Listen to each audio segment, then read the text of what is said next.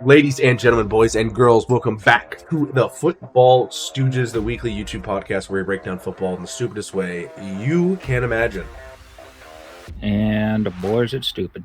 It is. We are in the NFL offseason. Couple moves. One that literally just happened. Another one that is not fully done, but some are speculating is going to finally roll around. We'll talk about those. And then UFL action. We are near, getting close towards, I believe, the midpoint or end of the season. It's actually, we're in the latter half now. It goes to week 10. So we are now just past the halfway point. Week 6 is finished up. Week 7 is starting today, if you're watching on Friday. So, yeah, welcome to it. I'm your host, as always, Lob City, and actually here this time, here for 99.8% of all Football Stooges episodes, the one, the only, Maston. Can we call it 99.75 right now because I'm going to be half paying attention to the Flyers-Carolina game of Stanley Cup playoffs? I mean, aren't you down 3-0 or 0-3? 2-0. I mean, in the series, 0-3. 2-0 in the series. Oh, you're down. Remember, it goes two. Okay. It goes two for it goes 2 at the higher seed, 2 at the lower seed, 1-1-1. Yeah. Yeah, this is game 3. Oh, I thought it was game 4. Okay. No. Ladies and gentlemen, he's actually wearing a tire of his team. It's Mamba. Let's go, baby! I've worn this during the season, alright? What the fuck do you Not mean? much. Alright. You own a Bears jersey? I do. I don't know. You don't. Wow. No. Wow. You gotta change that. You know, I've actually never been to Soldier Field before. Crazy, right? Well, you should probably go before. Will. Yeah. Yeah, you probably should go before they become an Indiana team. True. Last, but certainly not least, K Drizzle. Can I just have one Boston sports team that can actually do something that makes me happy this year? Send this Please. to a Patriots fan. Ooh, you want the Patriots to win, don't you? Patriots, Patriots, Patriots, Patriots. Ooh, Drake May, throw that little football. You better throw that pigskin, Drake May. What the fuck? I don't even know what That's this is, fucking man. Where do you find this I shit? love And what the that. fuck was it? Like, what? What was this? Dude, What's the this, context? dude, 2026 Patriots, is just not a good year for Boston. Dude, really, 2026 has just not been a good year for Boston sports. We lost the Super Bowl. The team that thinks they're the Bruins got blown out by the Buffalo Sabres. My Celtics blew a fucking 3-1 lead to the cunting Philly 76ers, and the Red Sox just suck. And we fired Cora already. So I'm having a great fucking year already. That was kind of a bad idea to hire Cora as a manager anyway. So I mean, he got us the one World Series win, but then after that, like, just what the fuck are we doing? Buddy, world's smallest violin. Yeah, I know. I am know. sorry. Bruins have won how many Stanley Cups in the 2000s? One. In the 2000s, okay, but they've been competitive. Actually, none in 2000s. It was 2010s. No, that's what I'm saying. In Yeah, you're right. since the turn of the millennia, since 2000, the year 2001. Okay, One. But they've also been very competitive for the majority of the 2000s. Zdeno Chara, True. Marchand, also then the Patriots dynasty, need I say more? Sure, the Red Sox suck, but the Celtics also won a championship in 2008. Then they won another one, I think it was a year ago now. Red Sox year 2 now. year actually. 3 or 4 World Series since 2000s. Okay, We've had yeah, 4 I World get Series since 2000. Big 4 championships, soccer, or not soccer, basketball, football, baseball, and hockey. You have literally all 4. Dude. Yes, but I grew up in a fucking golden age, and now I'm just grew up in realizing what's, Cincinnati. the outside of it. The Reds haven't been good since the 90s. living to realize The Bengals have never been good. We don't have a hockey team, and our basketball team was last year when Oscar Robertson was a fucking rookie. Say that shit again. Say that shit again, Batman. Let's play a game. Anyway, let's go over to the play a crossover game. grid now. The Boston fan Yeah, let's do the complains crossover grid. about the shit that's happening in his sports town when I live in Ohio. I can Be understand fucking sad yes. for once on this goddamn podcast. I could understand Kita's That's a- pain on the boys club with the NHL team, though. I feel it with the Thank Flyers you. before. Thank you. I do feel that. Yeah. Anyway, 3-time On top All-Pro of that, for the the Stars fan, and the Stellar- Wild just took them into the fucking woodshed. I was about to say that was Peter DeBoer's fault, but I forgot you fired him already. Yeah. All right, Because he threw Otter under the 1970s bus. All-Pro, Maston. This is all you. Archie Manning? Oh For my god! Saints? Oh, I mean, definitely. Please. That probably works. No. Okay. He I was in mean, an I'm gonna have to All-Pro? look it up. No, but he got the Commanders. Who was the was the quarterback for the Commanders that won them? Was it Theismann? Theismann 74. I thought Definitely he was was 80s. earlier than it. Theismann, I thought Yeah. was 80s. Yeah, 74 is when he Theismann was started, earlier so than yeah. the 70s. 70s All-Pro, 3-time All-Pro Um, Walter Payton. Oh, what was that- 75. What was that It works. linebacker from that passed away a couple weeks ago? 1970s All-Pro John Riggins. He was never an All-Pro. Dang. Okay, try Monte Coleman, Monte for the for Commanders. Commanders. Yeah. 79. Oh no. Nope. Okay. Well, The Saints back in the 70s. I actually have to look it up, dude. Yeah, yeah. my same. ball knowledge does not go this far back. You do Saints, Thuggers. Saints what? Maston, you do Saints. G- I'll do Commanders. Okay, Saints. Jim Otis? Jimotis? Jim Otis. Okay. Heard that name. That name does sound familiar. Nope. Okay. Not an All-Pro in the 70s, apparently. Jim Otis.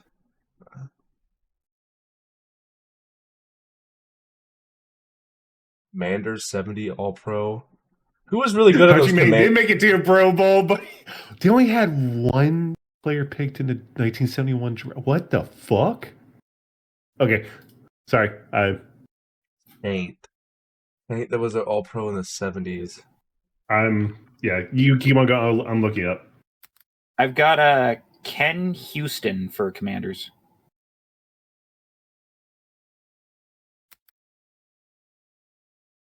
In Houston.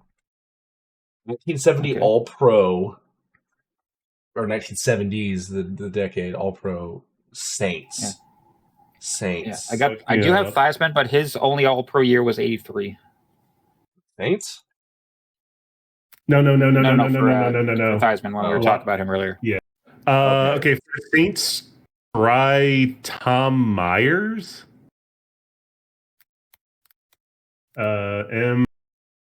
Myers. Nope.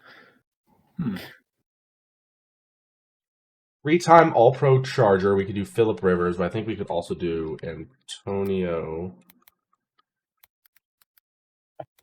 Okay, also I should go with players who played on the Saints but got All-Pro on a different team. True.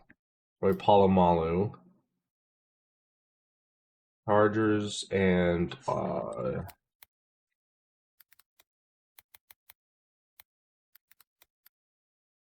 Austin Eclair.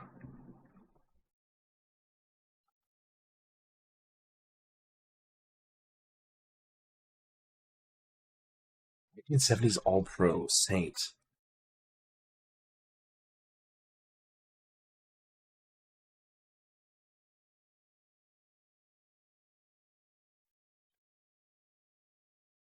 Dang, there's just no one I can think of. I'm literally on Pro Football Reference. I can't find anybody. Is it time to pull out the artificial intelligence? Wait, I think I might have one. I've got Julian Fagan. Like TH Fagan? Fagan. Yeah. Wow, Fagan. Done. We gotta look that up later. In 1970. Yeah, 3 more spots. Steelers. That was both a Saint and a Commander, and then Charger was also a Saint. Oh, there was a Steeler and Saint. I'm trying to think too. That one's one.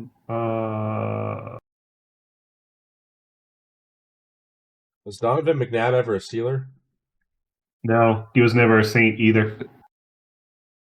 He was a Commander, though. What about Yes. MVS? Marquez Valdez-Scantling for where? Saints and Steelers. I know he was a Did he Saint. play at for one the point. I don't know Saints? about Yeah, he was a Steeler. Yeah. Marquez.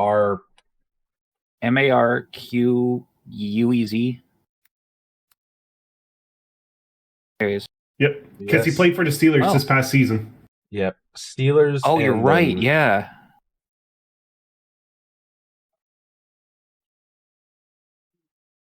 Steelers and Washington. They've had some crossover. Yeah, but I'm trying to remember who. Same. QBs. Oh, we're missing the obvious one for Saints Chargers.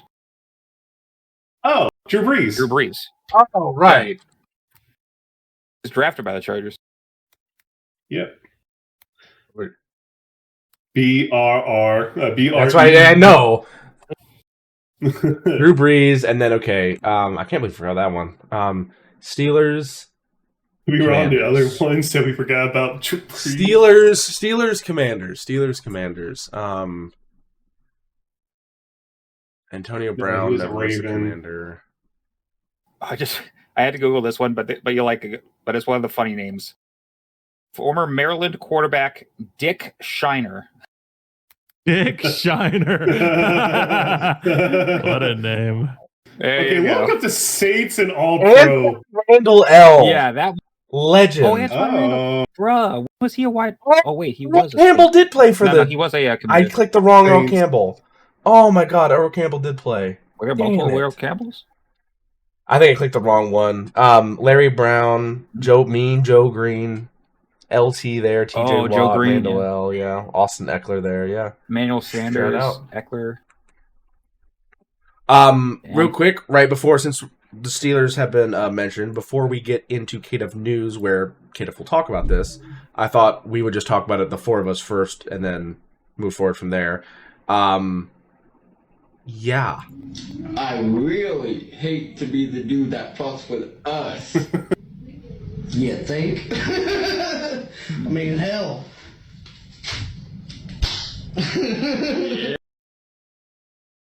Rodgers and McCarthy reunite in Pittsburgh. hey, they finally get to have a losing season. Can have a high draft pick. True. Yeah. They finally get to have a high draft pick. Yeah. Well, I'll admit I was wrong. Apparently, bringing back Mike McCarthy is not going to drive Aaron Rodgers out of Pittsburgh. Apparently will not, no. I don't know how many seasons he has left. This could very well be his last one. Who knows at this point. But bringing him back for the Steelers, I think, that was their biggest question is, are we going to get Rodgers back or not? Because without Rodgers, I think their next available quarterback is Rudolph. Maybe? Either that or well, they have Drew Aller now, so is that even a positive? If you watched Penn State football this last season, I don't know if I would consider that an option. I think they would be calling the Eagles and being like, "Can we please have Kenny Pickett back? Please, please, please, please, please!" No, Kenny Pickett's not on the Eagles anymore. Remember, he went to the Raiders last year. Oh, that's right. Yeah. Yeah. Oh my God. Yeah. No. Okay. So yeah. I Okay. mean, Super Bowl winning QB Kenny Pickett. Shut the fuck up. I had to. No, I forgot. Unity Tree had his 2021 looking back at the draft. Fucking Kadarius Toney has 2 Super Bowl rings. He was a Chief. For some reason, the Giants thought it would be a great idea to send him to the Chiefs. Kadarius Toney is the Jamarcus Russell of Trent Dilfers. That's a fucking. What the fuck? Break it down. But think about it that way, Lob. That Kadarius Toney has more rings than Joe Burrow. I'm going to strangle you with a piano wire in Minecraft.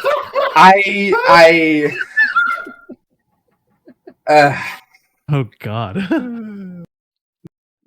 No, but I will stand by the fact that Kadarius Toney is the Jamarcus Russell of Trent Dilfers. I feel like that doesn't make sense to Macedon. I don't feel like his brain is computing that. No, like I'm trying to think. Like no, this is me trying to think. It's like, was there another So Kadarius Toney player? is the worst version of a guy that gets a participation Super Bowl trophy award. I would say that Trent Dilfer is like the Michael Jordan. If I'm going to another, there's the Tom Brady of that. He is the best ever. Like, this guy won a Super Bowl, but he wasn't exactly the main reason for it because he was the starting quarterback for a Super Bowl winning team or two. So, okay, I guess I was also to think of, like I was looking at a football like lore video recently. Matt Hasselbeck was drafted behind Brett Favre to the Packers and wasn't really utilized at all, so he eventually left and went to the Seahawks. When he went to the Seahawks, the same head coach followed him that drafted him from the Packers to the Seahawks, and eventually Matt Hasselbeck had to start. Do you know who he had to beat to get that starting spot in Seattle? Trent Dilfer. This motherfucker just is everywhere for no goddamn reason. You're just like, that's Trent. That's fucking Trent Dilfer. What the fuck? Why are you here? He's the 2000s of Damian DTR. He's just Ish Smith. Mamba understands. He's Ish Smith. Or Josh Johnson. Josh Johnson. Or Josh Taylor Johnson. Heineke, Ryan Fitzpatrick. Like, I mean, the list can go on for journeyman quarterbacks. So is Josh Johnson just the Andy Dalton of Trent Dilfers? We're going to be here a while with these comments. Anyway, Tyrod Taylor. Fast forward here, folks. Oh, I'll be talking about Tyrod Taylor. Don't you worry. At least something funny happened at the Packers. I mean, maybe. Who did? Well, if Tyrod Taylor's on your team, he's going to have to start at some point. So that means Jordan Love is sadly going to get hurt at some point. Yeah, I'll get further in. Actually, we'll just cut down to the signings while we're talking. So the big one, obviously, of the week is that the Packers signed Taylor after they released Desmond Ridder. If you consider that an upgrade, good for you, I guess. But there's only really two reasons why you sign Tyrod Taylor. One is if you are utterly desperate for a backup quarterback. And the second is if you have a rookie QB to develop for him to get hurt, and then you suddenly have to throw the rookie in completely raw. And you're thinking, like, wait, they didn't draft a quarterback. You're right, they didn't draft a quarterback because they have an undrafted free agent in some guy Maston may know, Virginia Tech quarterback Kyron Drones. Okay. So there is a chance that both Jordan Love and Tyrod Taylor both get hurt this year with that in mind. Anyway, other stuff that's been going on around. He had a bad year. I mean, he got in somehow. Could be a practice squad piece.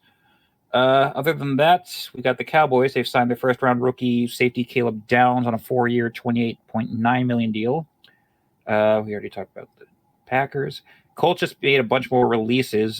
First up, veteran safety Kenny Moore, other safety Nasir Adderley, and linebacker John Bullock. And they're also declining the 5th-year option for quarterback Anthony Richardson. So, but they're still not exactly clear on if they're going to be trading or releasing him just yet. He could be like a post-June 1st cut for all we know. So who knows what happens there. The Vikings, about an hour ago, they signed 49ers wide receiver Juwan Jennings on a 1-year, $13 million deal. The Giants have declined a 5th-year option for cornerback Deontay Banks. Steelers have done the same for offensive tackle Broderick Jones. Seahawks have, and I think this is actually the last one. Seahawks have signed a Cowboys defensive end Dante Fowler Jr. on a 1-year, $5 million deal. And the Buccaneers, actually, I'm just reading this now. They signed rookie defensive end Reuben Dane Jr. to his 4-year deal worth $23.7 million. So that's good for them. On to how we usually start us out now, injury news. Going off with the UFL, the Aviators list is still the longest one on here, but they're all mostly probables. The only ones that are confirmed out is a defensive end Adam Plant Jr. with an ankle injury. The Battlehawks, you've got both quarterback Michael Pratt and running back Kavon Latulis with rib injuries. They're both expected to be missing this game. For the Renegades, tight end Curtis Hodges has a groin strain, and defensive end Tayshaun Bowers got a calf injury. So they're both doubtful. The Stallions, the only one that's worrisome is wide receiver John Ross with a foot injury. He's been and did not participate for the past 3 practices. Kings, Trey McKitty still dealing with his ankle injury. Offensive tackle John Campbell Jr. is expected to come out of concussion protocol. Guard J.D. Dorenzo has got a calf strain. Safety Corey Chapman with an ankle injury. And offensive tackle Jalen Thomas with an illness. For the defenders, tight end Briley Moore has been missing the past couple practices for personal reasons. Not sure what those are. Wide receiver Brandon Sanders has a foot injury. Linebacker Farad Gardner with a calf injury. And cornerback Dave Taylor also with a foot injury. And for the last game of the week, both safeties for the Storm, Nate Meadows and Jalen Mahoney, are dealing with hamstring and concussion protocol. And for the Gamblers, they are actually pretty much okay. The only ones that have any cause for concern is quarterback Nolan Henderson with a hamstring injury. And other than that, outside of the UFL, we go into the NFL for stuff because we're getting some positive feedback, some positive news on quarterback Patrick Mahomes for the Chiefs. His recovery from his torn ACL and LCL are apparently been progressing so well that he's on track to both attend and participate in the team's OTAs that start later this preseason. So could be coming back to. Yeah, so it could be coming back much sooner than anticipated for Chiefs Kingdom. Other stuff that's going on for signing stuff. Rumored Ravens are to be believed to be looking to sign Dolphins quarterback Skylar Thompson, which would be giving them 5 quarterbacks on the roster this moment. Because we've got Jackson, Huntley, just signed Pavi and Fagnano now as UFAs, and now they have him. And for the Packers, considering that they have been sellers for a lot of big pieces, this is including their wide receivers, considering they both lost Romeo Doubs and Dontavian Wicks to me and Maston's teams. They need some help, so they're looking for it in a tryout for former Bears wide receiver Chase Claypool, who has not played in the NFL since 2023. Oh, God. Yeah. Can we? There's never going to be like a top flight wide receiver in Green Bay. I'm sorry, go on. Or Jordan Love. Yeah, Jordan Love hasn't had a. Yeah. I can't even think of the last time it was like an actual great wide receiver in Green Bay. Like Devontae Adams. Devontae Adams. Well, Devontae Adams, yeah. Jordy Nelson. Jordy Nelson. How did I forget about Donald Jordy? Driver. Yeah. I'm trying to think who else. They had Greg Jennings. Yeah, they had some really good receivers. You'd be listing off so many people. Yeah. I mean, I just think that everyone they have now isn't like the number 1 receiver on Well, it's Christian Watts and. Oh, and he just froze. You froze for a second. Yeah, I'm just trying to. That was a joke. Thank you. Yeah. Yeah. Let's see. Retirement news. We were talking about journeyman quarterbacks earlier today, and one of them has just retired. Chargers quarterback Taylor Heineke has announced his retirement after 8 years in the league spent with the Chargers, Vikings, Patriots, Texans, Panthers, Commanders, Falcons, and the Battlehawks of the UFL at one point. Ending his career, a one-time Walter Payton Award and FCS Player of the Year honors in 2012 when he was at Old Dominion, and had 6,600 passing yards for 39 touchdowns and an all-time passer rating of 84.1. Good retirement to him. As for miscellaneous news around the league, this is a little bit shorter and mostly just focuses on disciplinary stuff. Starting out recapping from last week, Texas Tech quarterback Brendan Sorsby has lawyered up to try and regain his college eligibility while he's still under an investigation for NCAA gambling rule violations. If he loses his eligibility, he'd be still allowed to apply for the supplemental draft, an often unused option for players who lose eligibility to make it into the pro league. So unused, in fact, the last time a player was picked in this kind of draft format was when current Cowboy safety Jalen Thompson was taken by the Cardinals in 2019. So I really personally don't see. I personally think that this is just best shot to keep going on with like his pro football journey, because if he loses NCAA eligibility, he just can't play football anymore. So his best option is to fight, because I don't really see any spots right now in the league where he could feasibly maybe make a 52-man roster. Other than that, guys that are already in the league, a Massachusetts court has acquitted former Patriots wide receiver Stephon Diggs for assault charges. This is of course regarding to the story where he allegedly choked and beat his personal chef during a pay dispute. Former Titans cornerback L'Jarius Sneed also had assault charges against him reduced to a misdemeanor by a court in Texas. This stems from an incident back in December where Sneed was involved in a shooting at a Dallas car dealership. And Steelers wide receiver DK Metcalf will not face criminal charges in Michigan stemming from an altercation with a fan last season in a game versus the Lions, where he was basically like ready to throw hands with a dude that was like jawing on him in the front row. Chiefs defensive backs coach David Merritt was arrested earlier this week on misdemeanor assault charges. Those have also since been dismissed as well. Negotiations between league officials and refs on a new CBA have progressed to the point now that a union has scheduled a vote for ratification tonight, meaning that there is basically an 11th hour deal to prevent another replacement ref fiasco from happening. So that's happy to hear.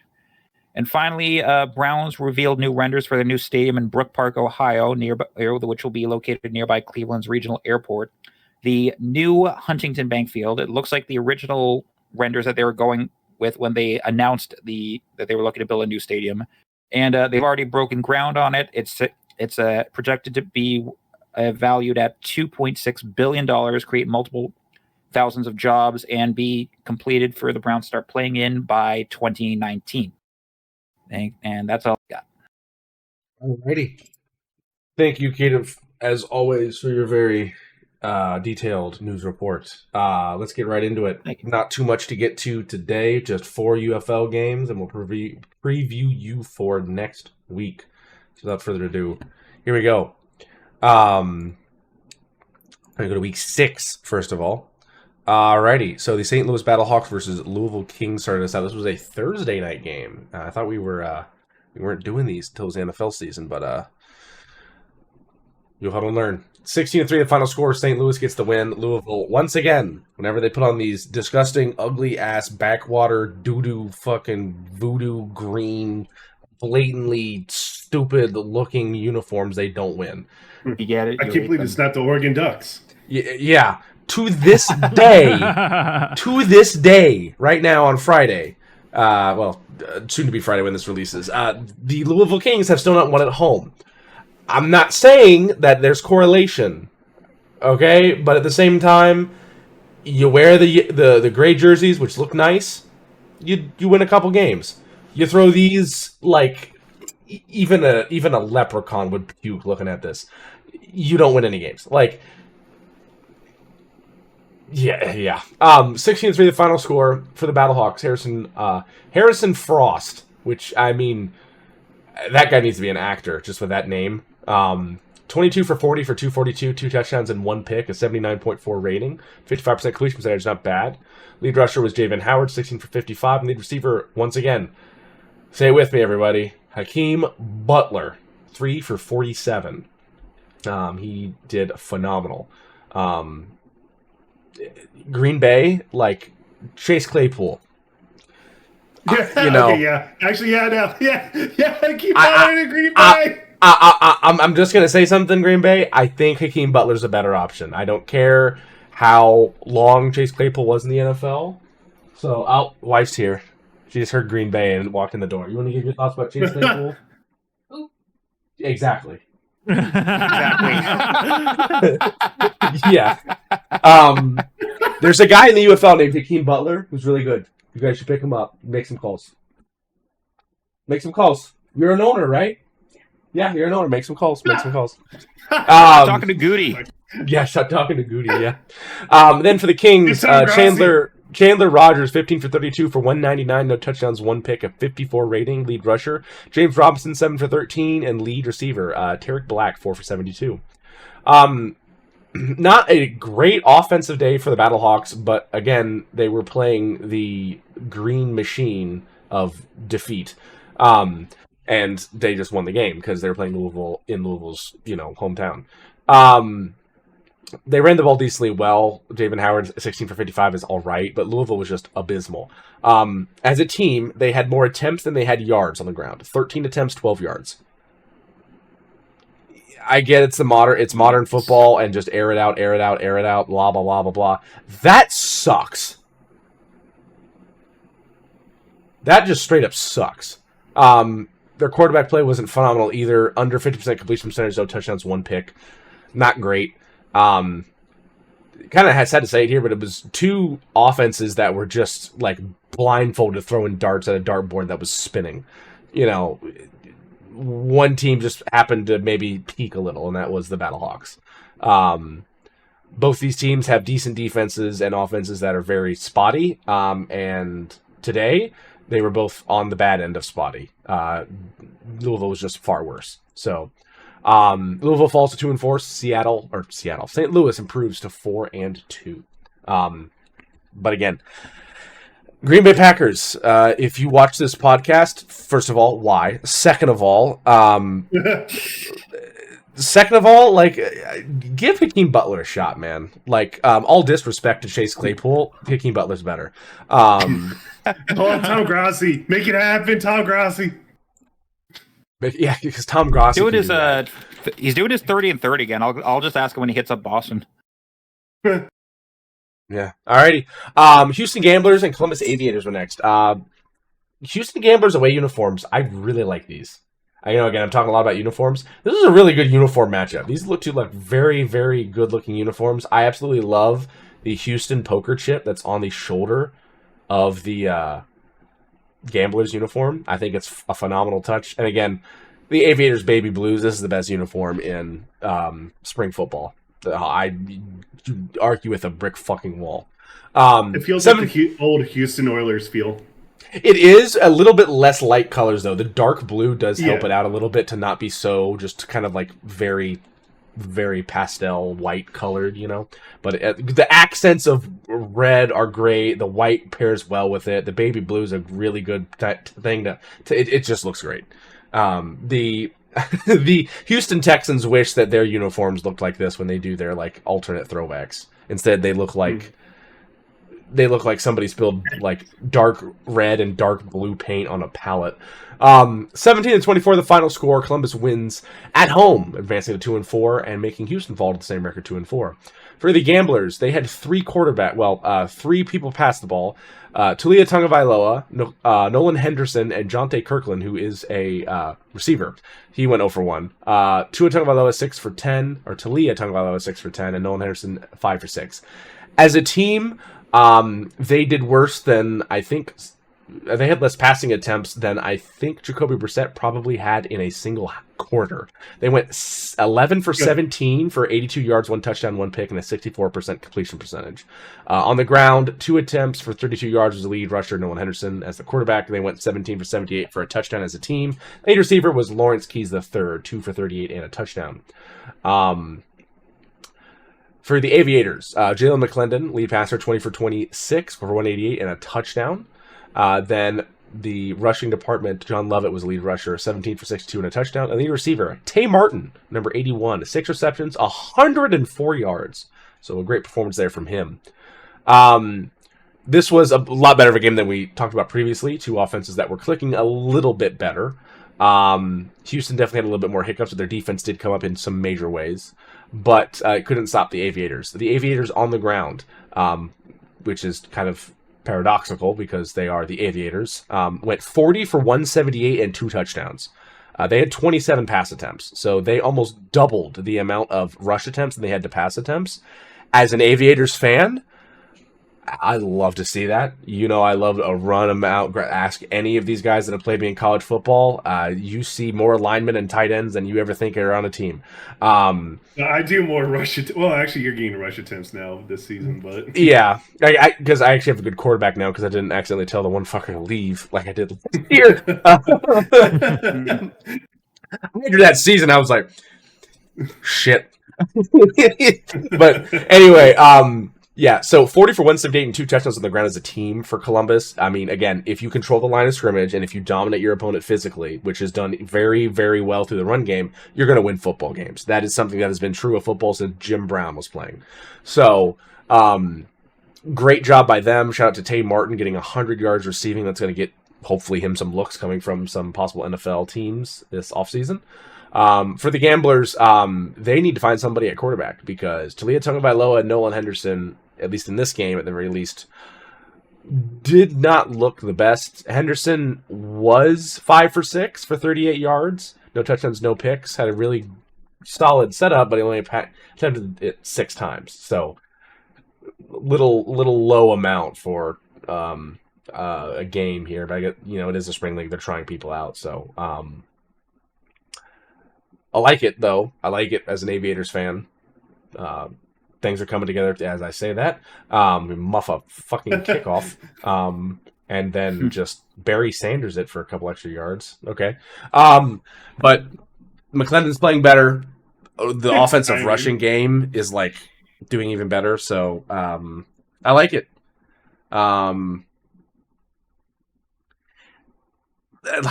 These uniforms are so nice that I low-key just I don't think it's worth it though, because there's no third party, Chinese knockoff I can get for this that I usually do if I get an NFL jersey, because I'm not buying from Fanatics. It's $300 for something that costs them $1 to make. But these I cannot get over how nice these jerseys look. This baby blue combination is just so nice. All right, next up. We had the Dallas Renegades. Oh, this is week 7. I'm like, that's not right. We had the Dallas Renegades and DC Defenders.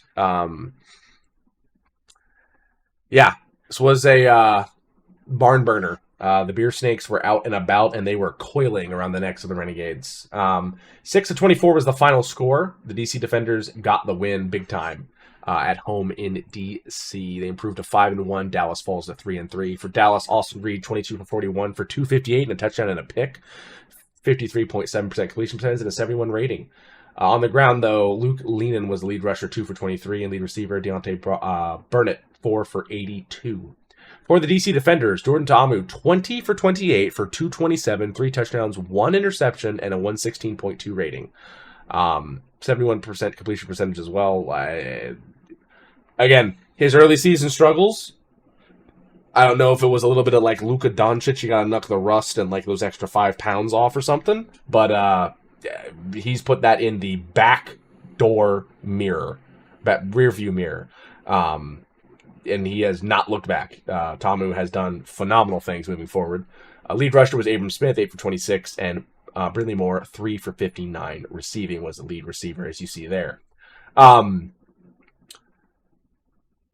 This is the funny thing. So Dallas had 6 points total. They had a passing attempt and then failed a passing touchdown, I should say, and then failed the extra point. So there was only 1 touchdown given up by the DC Defenders. Austin Reed still passed for 258 yards. So this DC defense did the epitome of the bend, don't break. And they did a great job at it. Only letting up 6 points. College dynasty team. Yeah. 6 points led up on 258 yards passing. Only 50 yards rushing, so they did kind of make them a little one-dimensional, which I'm sure definitely helped. But they did their job again. DC's defense has always been, I feel like, their strongest aspect.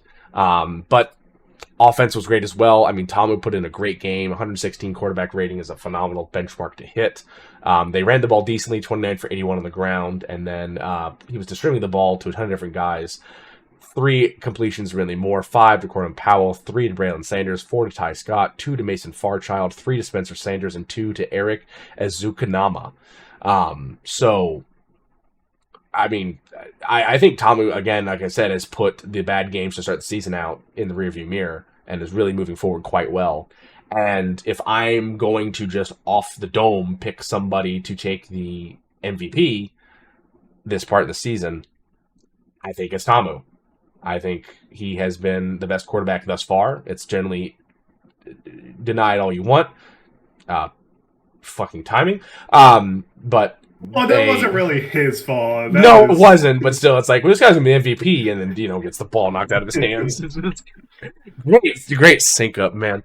But I just think that of all the quarterbacks right now, he's playing the best, and not just playing as the best quarterback. He's playing well overall. So don't plan the highlights to go when we talk about certain stuff. Yeah. This was on the spot. yeah, but just holy deadpan, holy moly, dude. Holy moly. Oh my god. Smile some, Mr. Farchild. Scored a touchdown. He's just, god dang. All right. Apparently it's not all happiness in DC after a win. Jeez. Oh, okay. Next game. Yeah, next game. Yeah, but yeah. Do you guys feel that anyone comes close with the MVP thus far in the season? Can't think of anyone. I just don't feel like there's been any quarterbacks that have been good. So like Plummer has been off and on. Tamu is now doing really well. McClendon and Talia, not Tonga-Vailoa. McClendon, no. Austin Reed for the Renegades, no. Dorian Thompson-Robinson for the Stallions, they're doing horrible right now. That's where DTR went. Oh. Yeah. Yeah.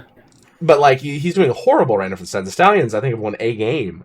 And then St. Louis can't figure out what they're doing. So Harrison Frost, and then Louisville, we're not giving it to anyone from Louisville. So, yeah. I feel like it's just right now. It feels like it's Tamu's to lose. So, pretty much.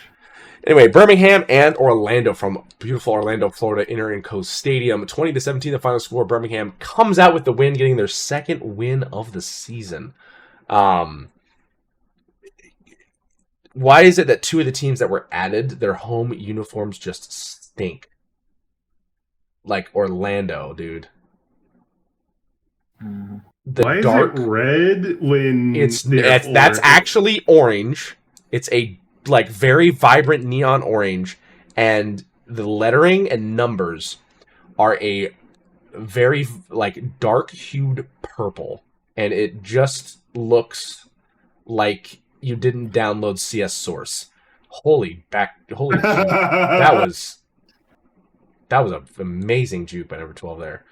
Was that a Lindsey Mack? No way. Jaden Mickens, okay. Jaden Mickens. Oh, motherfucker, look at that too! Look at that! Look at this shit. Boring outside, goddamn. So, I get that this is CGI'd on. UFL, United Football League, okay, fine. Look at the end zone decal.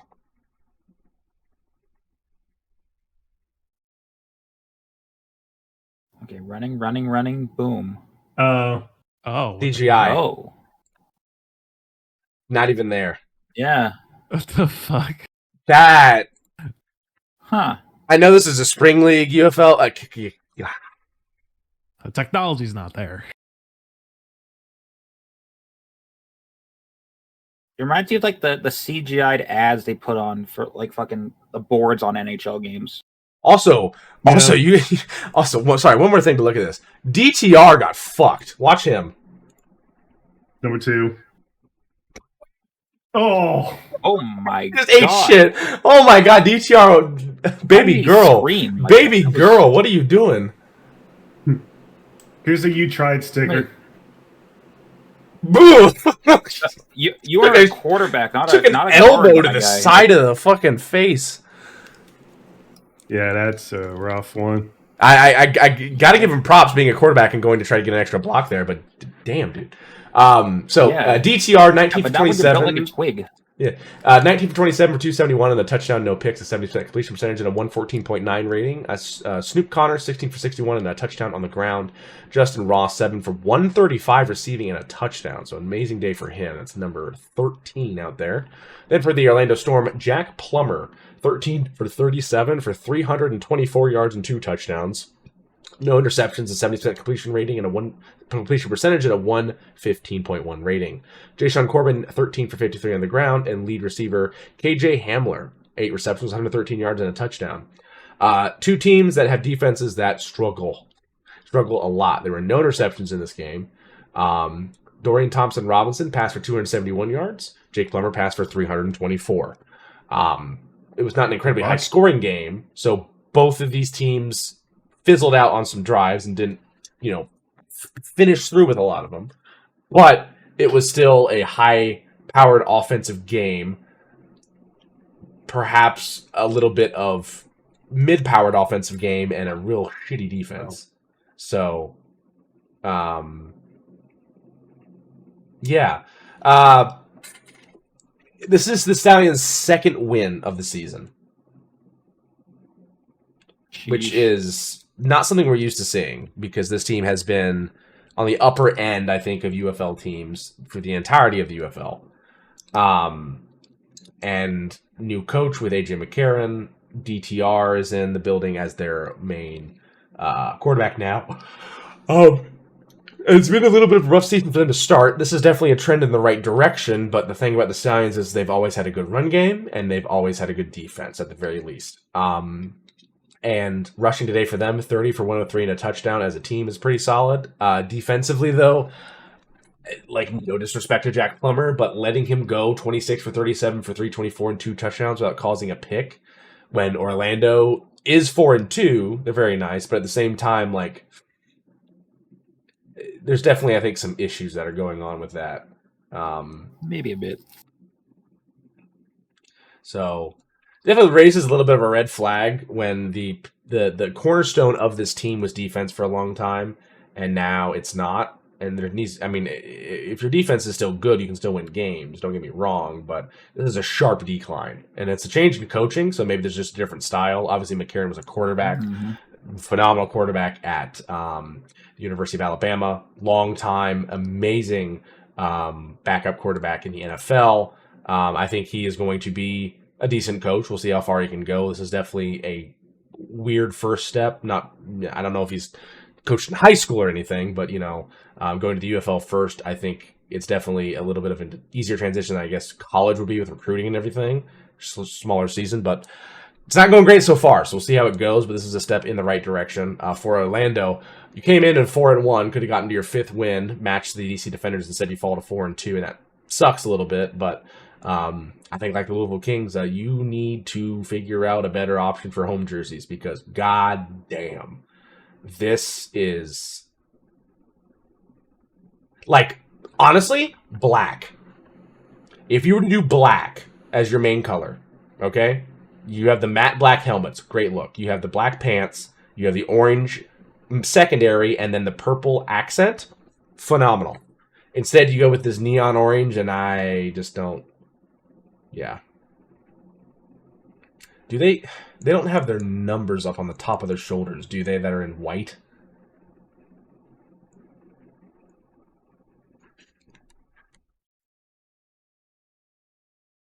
They don't have that, do they? I can't tell. If they have the numbers on the top parts of their jersey right there, I think those are numbers.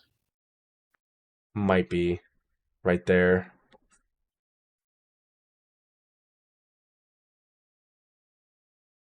But yeah, regardless, great win by the Stallions. Might get them back on track, but we'll have to see. They have a hill to climb now at 2-4. Alrighty, week 7. Let's get you prepared for it. Macedon, do you know what the standings are looking like for us right now? I have not been able to go check on that. All good. I'm probably winning by 300 games, so who cares? Anyway, and I won't be able to since I'll be on work travel next week either. All good.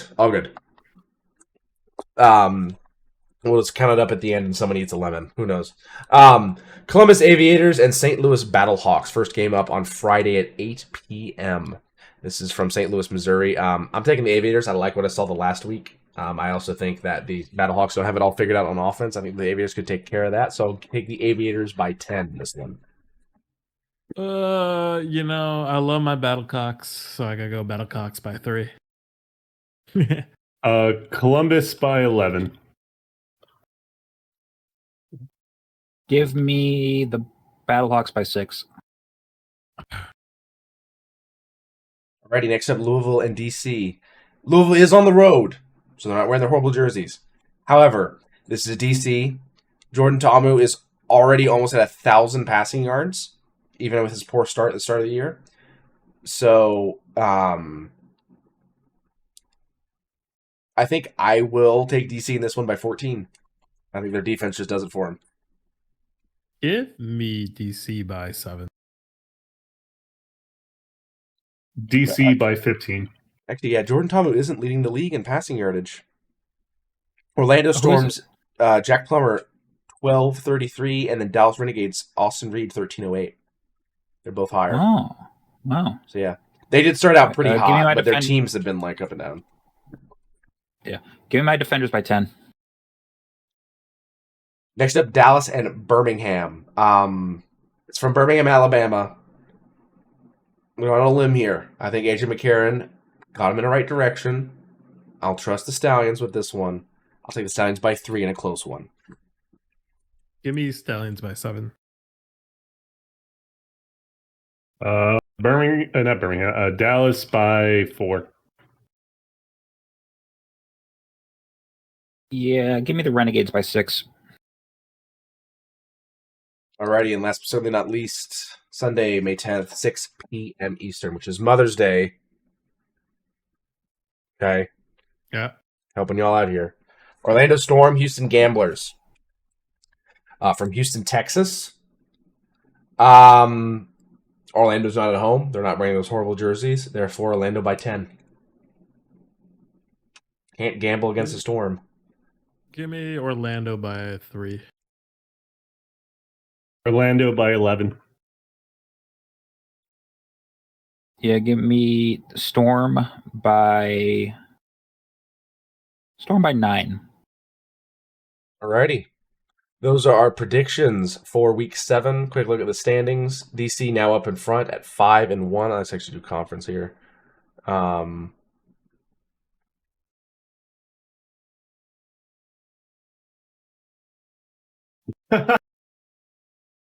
Yeah, it's All right.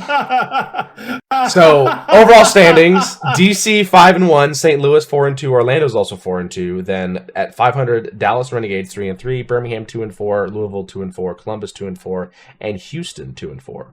So every team is going to have at least 2 wins on the season. We'll see how much further things are going to go. But DC is currently in the driver's seat. So yeah, they don't have conferences apparently. Yeah, they're just going to do. They're just going to do stuff towards the. Towards playoff. Does it show? It doesn't show a playoff picture yet. Hopefully we'll get one soon. At some point, yeah, they're probably just trying to figure stuff out with like how teams are faring up against each other, rivalries, whatnot, to figure out conferences and have teams stay. So that's a big question. So anyway, that wraps it up for another UFL episode of the Football Stooges. Thank you for watching. Hope you did enjoy. Please do leave a like if you enjoyed the video and follow the channel if you want to be up to date with all of our videos that release every Friday, more often than not. But yeah, for myself, for Macedon, for Mamba, and for K-Duff, thank you for watching. Hope you enjoyed. Enjoy the better weather. Enjoy Mother's Day. And at the very least, call your mom. And most importantly, run the damn ball. Have a good night. Play ahead with